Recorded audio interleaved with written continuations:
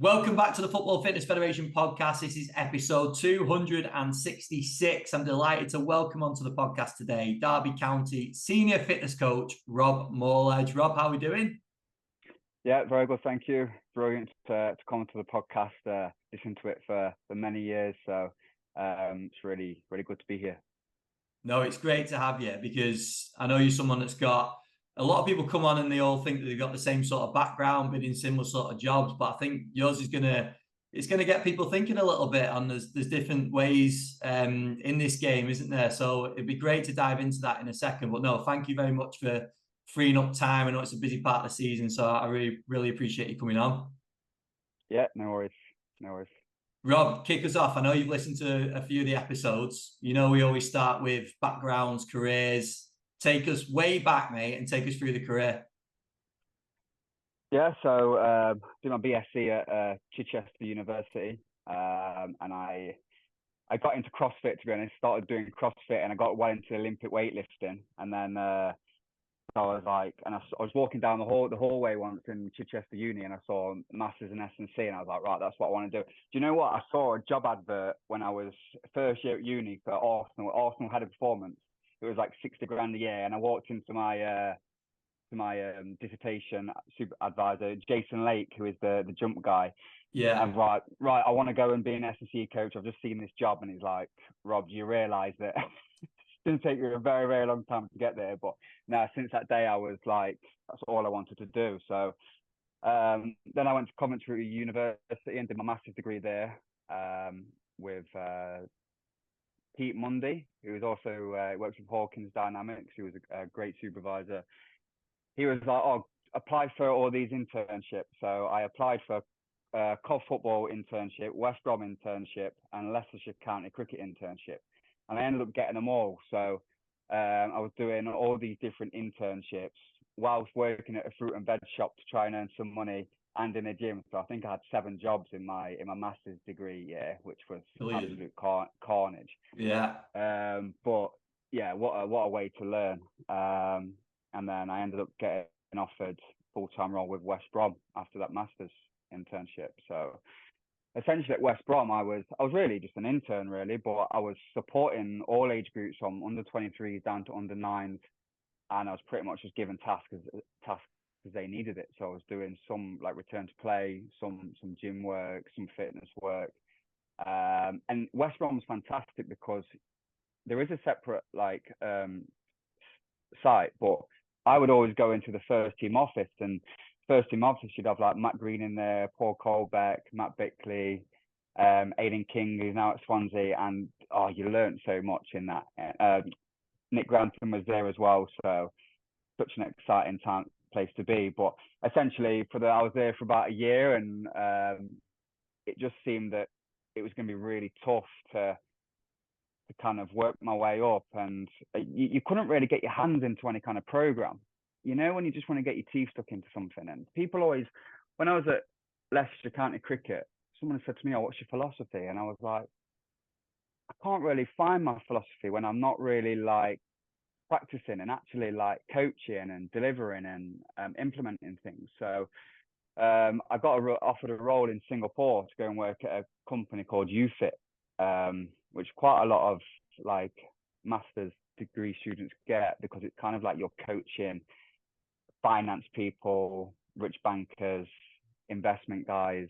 And so when you get out there, you know, have you been to Singapore before? No, never. No, so amazing place, really clean, very expensive to live there. And essentially, I just thought, I was 27 at the time and I was at West Brom, so I thought, why not go and enjoy myself for a little bit? And so essentially, I was coaching 8 hours. I was personal training 8 hours a day, and we had all sorts. We had young footballers in, we had rugby players, tennis players. We had like, you know, just a lot of general public guys. And I think this is one of the things you find, that guys who want to be S&C coaches, they go straight from the university degrees into academies and have never actually coached. Yeah. Like I was coaching 60-year-olds who just recovered from a stroke, and then I'd be coaching an 8-year-old footballer. So the variation of people that I was coaching really, really set me up for where I've got to now, really. And you know, you was doing 8 hours a day coaching. It was quite full on, and I did that for about a year and a half. And essentially, I think I just got tired of coaching to the general public. I mean, it sounds funny, but you know, if Sue gets a push up, I didn't really care in the end. Do you know what I mean? And I couldn't really say that, but you was earning quite a lot of money because you know, the guys you were coaching were quite well off. So one of the best things about that I was going to Bali, Phuket in Thailand, Vietnam, Hong Kong. So it was a great experience. And then I knew I had enough of it. And a friend messaged me saying, "Do you want to go to Cambodia and be the head of fitness at a Cambodian club?" Which at the time, I think it was probably on about $1,000 a month, which is, you know, not nothing, you know. And I was like, you know what? I just knew I wanted to do it. It sounded so exciting. So I took a huge cut. I worked at a club called Swareang FC, which they just won the league actually in Cambodia. There's only about 7 or 8 teams, and they just qualified for the Asian UEFA Cup. So my first season, we were playing in the league, we were playing in the cup, and we were playing in the UEFA Cup. So we had to travel places to Bali and the Philippines and Laos. So my first season in professional football, what an experience. Do you know what I mean? So, I mean, I wrote a few things about it because sometimes you have to try and think about the PG stories, which is quite hard. That could be a different podcast. We'll do the other side of it. Yeah, definitely. You know, we didn't have a training ground or anything like that. All the players had to jump on a bus, and we used to get a bus into the middle of nowhere. There were 2 fields there. There was chickens running on the pitch. Brilliant. There was cows blocking the way into the entry. You know, the showers was the hose pipe that actually watered the grass. They were the showers. The players would just take that off and start showering themselves with that. So totally different, but what an experience, you know. And I think we'll come on to it later on in the podcast, but I could just get my teeth into it. Yeah. You know what I mean? You really, like, this was my chance to get them fit, but actually build a philosophy, see what worked. And I spent 2.5 years there actually.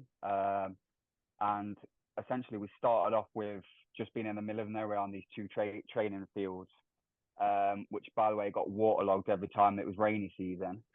And we ended up building a brand new facility, which had two brand new fields, a brand new gym, which I got to design, loads of officers, a kitchen, which we had a chef in and stuff like that. So actually, when you look back at it, I was really proud of what I did there, and actually what I gave to them players, because some of them players came from nothing, you know. Yeah.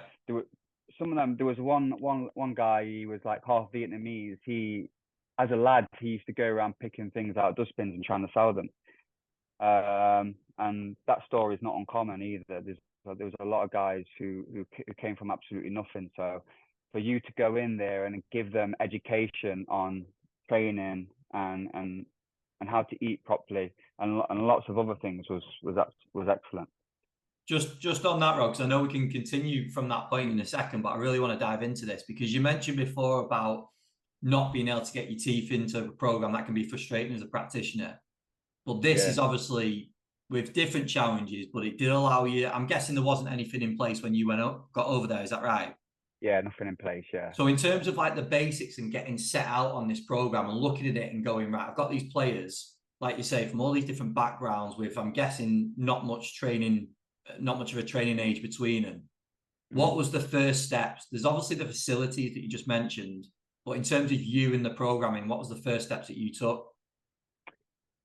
Yeah, so obviously the club didn't have a gym at the time, so we'd have to use a local gym, which I think a lot of clubs still do that anyway. But essentially, I was like, right, put them in the 1x20. You've probably heard of the 1x20 program. If you've not, like, definitely look it up. And they improved so much by just doing this 1x20 program. And I didn't, probably for that first season, I didn't take many players off that program, the 1x20 program. Yeah. it gave me so much variation.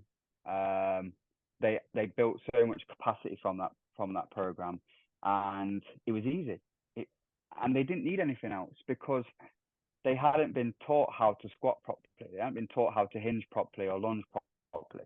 And I'm not talking about barbell squatting. I'm talking about a goblet squatting or even bodyweight squatting for a lot of them.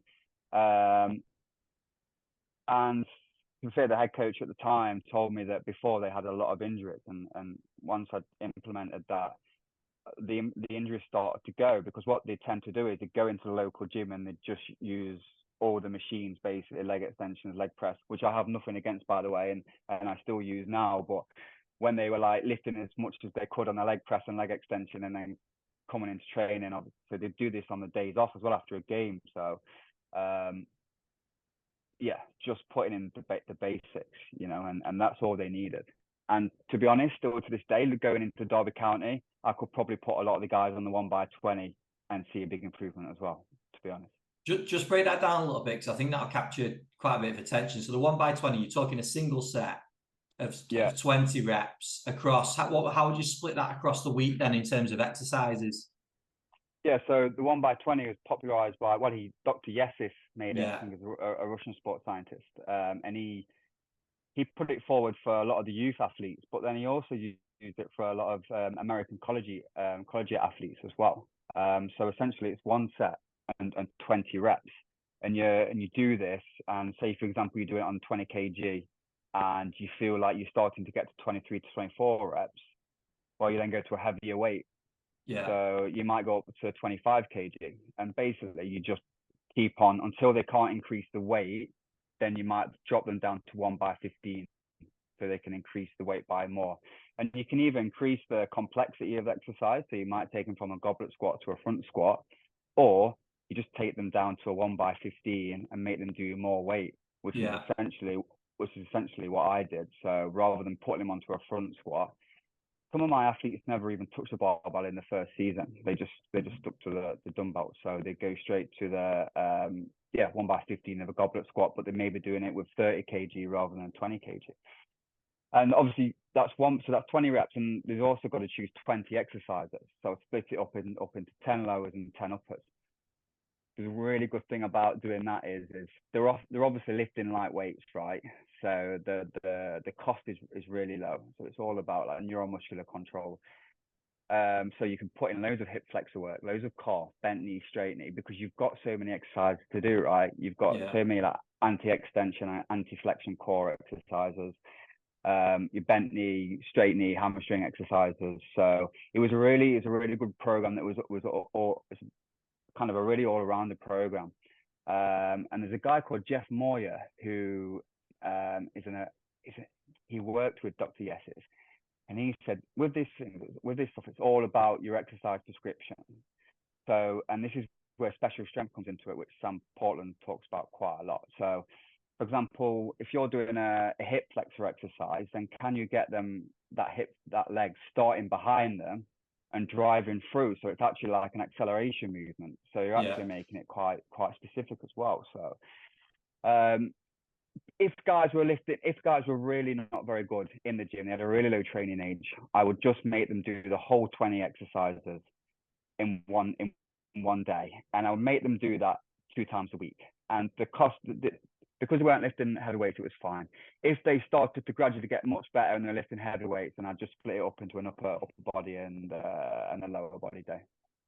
And in terms of the progression from that, then what point? So, and I know you can tie in probably the work you're doing at Derby now as well. Yeah. At what point would you say, right, we're going to move on from that program now and maybe use some of the more traditional approaches that are used in football? Because I think that's probably quite untraditional, isn't it, in terms of the approach that coaches would take in the game?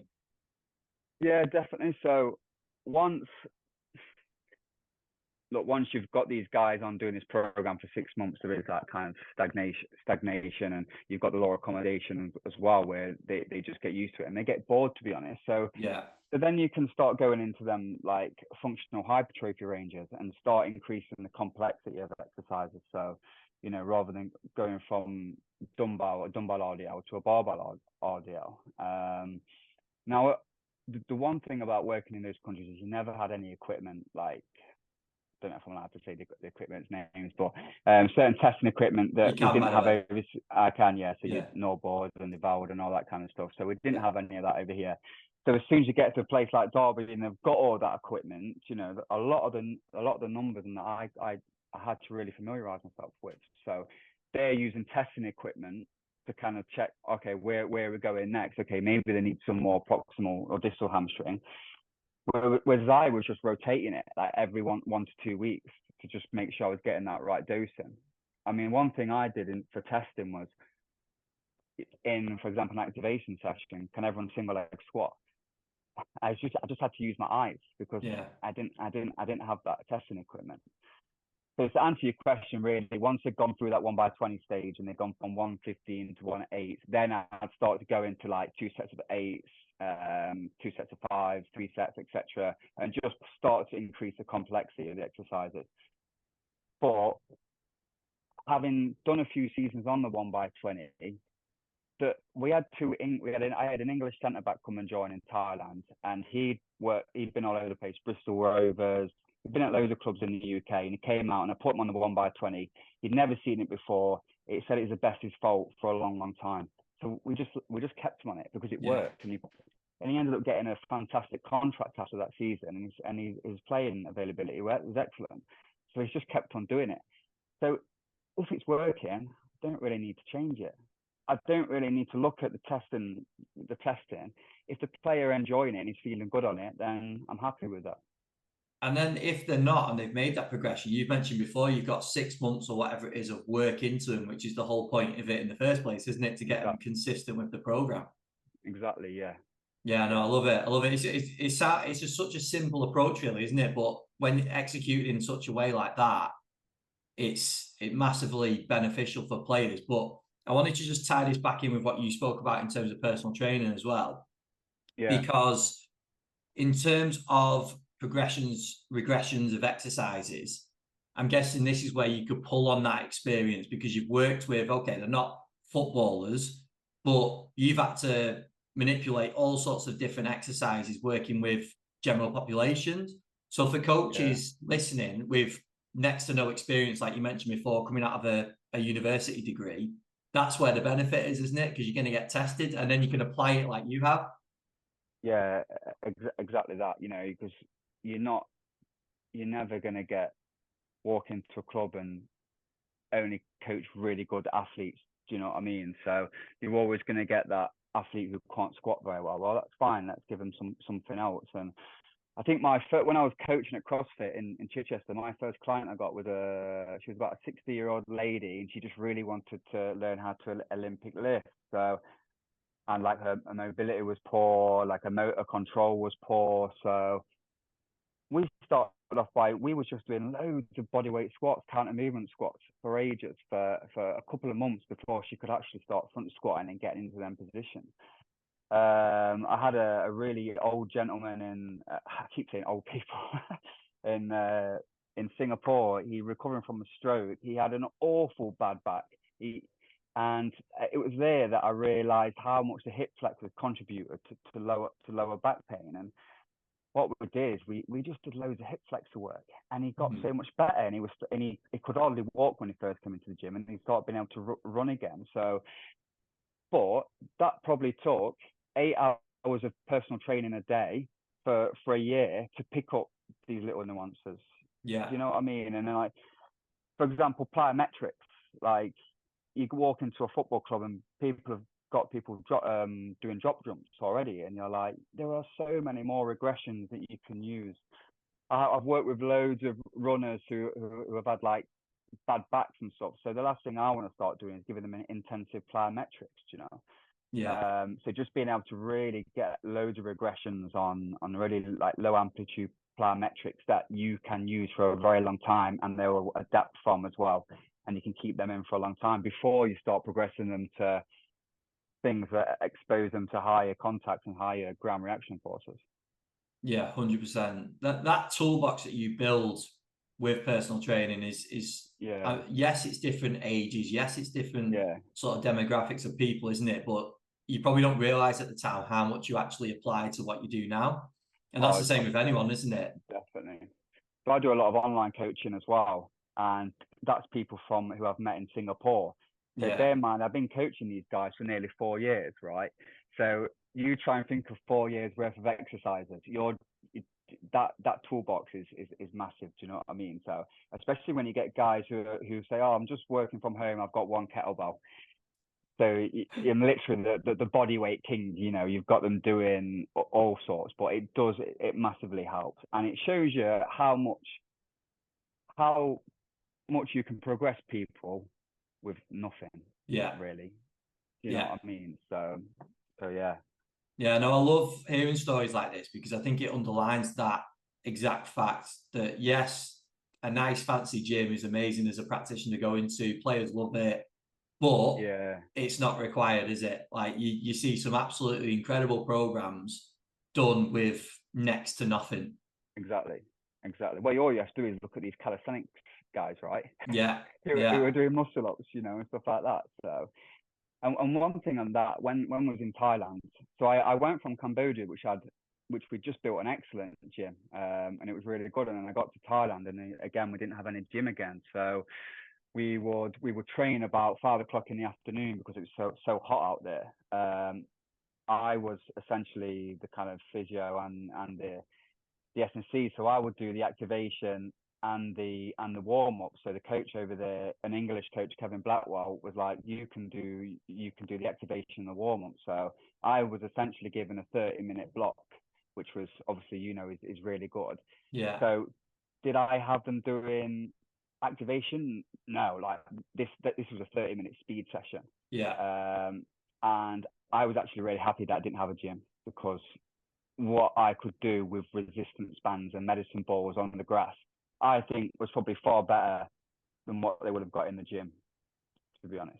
yeah. Like bang for buck at that time, 100%, isn't it? Because coaches might Yeah, want to see the players squatting or whatever, but as a coach, in terms of that transfer, and it's something that Sam spoke about at our recent event, but that transfer of training to the pitch, which we'll go on to in a little bit as well. yeah. But that time is precious, isn't it? So It really really trying to is. utilize it in that way is really important. Yeah, it really is. And I mean, since I've got to Derby, there's a lot of excellent practitioners here who all chip in and have their bit. So it was a really good time in my stage of my career where I could learn so much about all different aspects of the physical performance, to be honest. So Yeah. um, yeah, In terms of once that program, so if you go back to sort of Cambodia, and I know you might touch on the work you did in Thailand as well, yeah. with when you got to the point of that program, say it was 6 months down the line or whatever, where you felt like it was a bit more established with the gym side of things, Mm, how did that then translate onto the pitch? What was like the next step that you took? yeah. You know what? When I was in Cambodia, when you're out there, it's really, really hard to network with people. I was definitely a part of your community. I was watching videos and stuff like that. But so what I did is I ended up getting a mentorship under Sam Portland, which was really good. It really changed my thinking, and essentially what it gave me systems. It gave me a lot of systems, and before I didn't really have that. So what he gave me was a set of systems to use, just in my programming, really. And Sam is very kind of speed. What's the word? Has a massive emphasis around speed. So essentially, what I was looking at is, are they getting faster? But also, we had in Cambodia, we had an Irish coach and we had analysis department. So what I then start to look at is how many, like, you have to look at the things on huddle, like how many deep completions are we getting, how many final passes into the final third, how many counter presses are we getting? Because for me, when you look at, and Sam will talk about this a lot, is we get you so think about top speed so much, but really we just accelerate so much in football. I think acceleration is massive. And I did a CPD at Derby the other day, and some of the research I spoke about is vertical impulse really has no impact over 30 meters. So if we can really just get a lot of horizontal force into our programs, I think we're going to help these players accelerate and win the ball back as fast as we can. So that was something I put in my programs a lot. Was a lot of,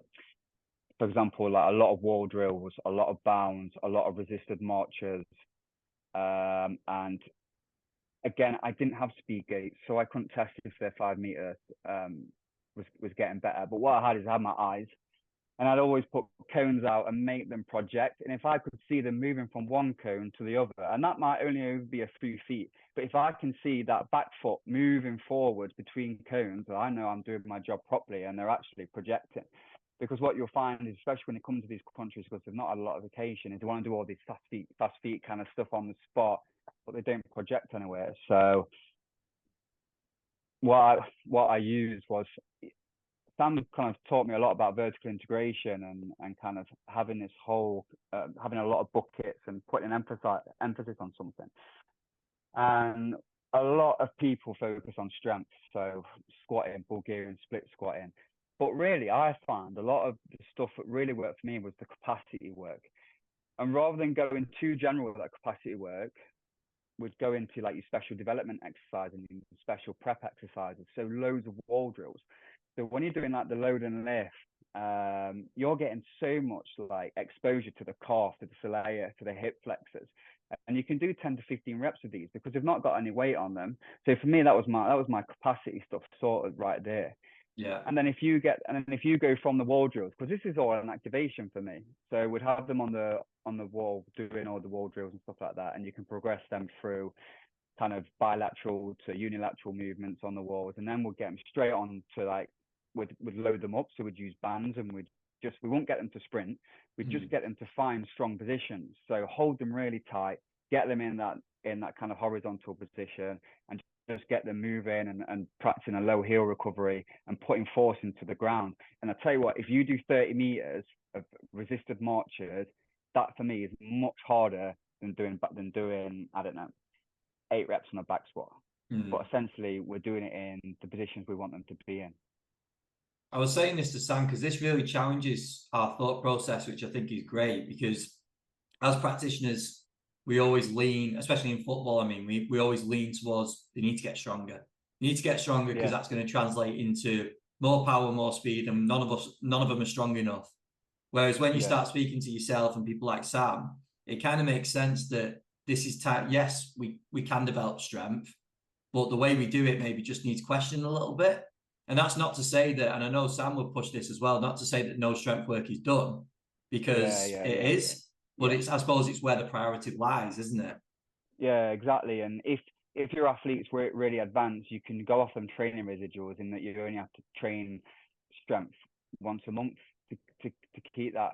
So for all the other time that you've got, like focus on your special strength work and more specific stuff and your speed and your acceleration. But you know, a really good story was when I was in Thailand, we had a few English guys come over, and and you won't mind me saying, one of the English guys came over. He'd been through Arsenal's academy, Forest Academy. So I had all these Thai guys on the 1x20. He came in, Nordics, heavy box squats, heavy Bulgarian split squats, and it was like, right, I can tell you've come through an academy because you know you've been exposed to all this stuff. He probably had the biggest injury kind of history than all the other guys, and you could just tell by the way he moved. He couldn't do a full squat, but a full bodyweight squat. He couldn't go past 90 degrees, but he could do a 120 kg box squat. So I mean, there's something wrong with that. He was Bulgarian split squatting, but he had no range of motion, and he picked up 1 or 2 injuries while he was in Thailand. So I said to him, you need to stop doing this, and we need to go right back to basics. So I took him from the Bulgarian split squat into a normal split squat, and I made him make sure that his back knee touched the ground. And he was like, oh my God, I can actually feel my glutes. His glutes were like, he had a lot of DOMs in them the next day, and so he'd never felt that from split squats before. And he's like, because you're actually moving through the full range of motion now. Yeah. You know, they obviously love to use Nordics, and I actually never really used Nordics overseas because of their training age. And I thought Nordic is a really hard exercise, so we'd put things in like Harrop curls and and long lever bridges and this stuff to put something else in instead. And those guys weren't picking up hamstring injuries, who were doing the 1x20 and having lots of variance capacity work. But the guy who had been through this system of heavy lifting was picking up injuries. So it took me a good 6 months to pull him away from all that heavy lifting and put him into more capacity work and full range of motion work. And he actually didn't get injured for the rest of the season. So for me, like, that's only one example, but I think it was a really good example. Definitely. Just go back into the career now. So in terms of the work you did in Thailand, what was after that? What was after the work in Thailand? Yeah. So was the roles in between Thailand and moving to Derby? Do you know, Thailand was, we had, so I had 2 coaches in Thailand. One of them was kind of, your fitness coach was there to run them. And then one of the guys, he got sacked, and a new coach came in who was Thai, and he wanted me to be doing loads of passing drills. And I'd never done passing drills ever. So I was like scrambling on YouTube. I think I bought Adam Owen's book. And because you didn't have too much pressure on you because you was in Thailand, I made a lot of mistakes with them passing drills. But, in the end, I got them to where I wanted them to be, and they tied in excellently with my kind of special strength stuff. So in the warm-ups, when they're doing a lot of acceleration work, I'd be putting them straight into passing drills where there was actually learning to play the ball forward and sprint forward. So after Thailand, when I came into Derby, I'd already had all these passing drills in my locker because I was forced to learn them previously without too much pressure. So I've come into Derby, and one thing I was going to mention is very, very different in terms of schedule. So overseas, you could easily go Saturday to Saturday, so you could have all your themed days, your tactical periodization. Whereas I got here to Derby, and it's very much kind of like play Saturday, play Tuesday, as I'm sure you're aware of. So in between Thailand and I was actually meant to go out to India, but I got offered the role here. Ross Burberry offered me the role here, and I kind of knew that although in Thailand and Cambodia you had the full management of the program, I knew that I needed to come back and kind of upskill myself and learn from all the different practitioners here. And so far, being back has been great because you go into UKCA conferences, catapult conferences, and stuff like this. So the stuff that I've learned here has been excellent. So yeah, to answer your question, nothing between Thailand and Derby County. I love that thought process, though. That's the sign of a fitness coach, isn't it? That when you get given a task of doing passing drills, straight away your mind is right. What else can I get into these drills to get the work in? But that's what you do, isn't it? Can I get an exactly Excel? that. Can I get a D cell or whatever it's going to be? Like, how can I really utilize its time? Yeah, exactly. And it's been really hard to put any kind of, so essentially you'll have the S&C coach who do the activation here, and I'll do 15 minutes out on the grass doing a warm-up. You've got a lot of senior pros here who might not buy into the running drills as much as what I did overseas. So because I've got this kind of, good book of passing drills, I'm thinking, right, I can get the accelerations in here. So rather than going kind of full wall drills and stuff like that, so practice your A skips, your single leg A skips, because you're getting some really good extensive plyometrics by doing that. So essentially in a warm-up, that's what you're looking for. Can you get a few bounds in, a few horizontal bounds, and with all the running skips you've got, you get loads of extensive plyos in, and it's kind of right, get them into a passing drill, and can you make them sprint from that? Not sprint, but lots of good quality accelerations. Yeah.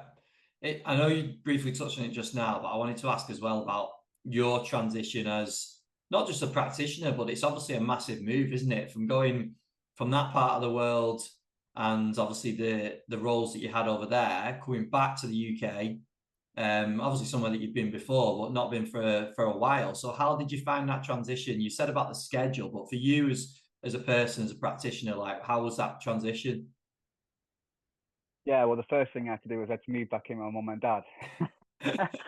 So I'd had 6 years living in some amazing places in my own little apartment, living in places like Bangkok, moving back in with my parents in Nottingham, thinking, oh, what am I what am I doing? You know, so that was actually really hard, you know, to kind of, and I'm still getting used to it now, actually. And then coming into a club like Derby, which is a massive club, the standards are much higher. The players have played in some, you know, in the Premier League, some really good players here, senior pros. You know, the managers are really good managers. The staff have all worked in the Premier League and have got. So I think I spoke to you about it before, but like I definitely had some kind of imposter syndrome when I got here. And you know what? People never. I've not really heard too many people talk about that, but just little things like, you know, how to act around the players, or do I really need to be strict because I need to show them that like that kind of fitness coach. And I soon came to realize that like you just have to be yourself. And to be honest, I am a bit of a joker. So if that meant dancing in the activation sessions, then that's what I did, you know. And as soon as I started just to be myself, then things started to change, you know. So the transition was really hard, and I'm still getting used to it. And I spoke to you earlier about going from running the program to doing everything in terms of, I've got a few funny nutrition stories about Cambodia and Thailand, which I must tell you before we finish this. But so I do all the nutrition stuff in those places, all the gym work, all the on-field fitness work, all the rehab work, to coming back and doing data and warm-ups. And it was hard because I was a really good generalist over there, and to come back and to be able to, and to have to sit in front of a laptop and be introduced back into Excel spreadsheets and start having to watch Excel tricks for sports and stuff like that, it was like, you know, it's not really what I want to do. But then it's like, I knew it was a weakness of mine, so I've just indulged myself in it. Like, I've absolutely indulged myself in it, and I've been speaking to a lot of guys already from different clubs, and they've been giving me help on, you know, how to best use data monitoring sheets and stuff like that. And I've come in as a first team senior coach, and now I'm going down to the academy to the under 21s and under 18s coaches asking for advice, you know. And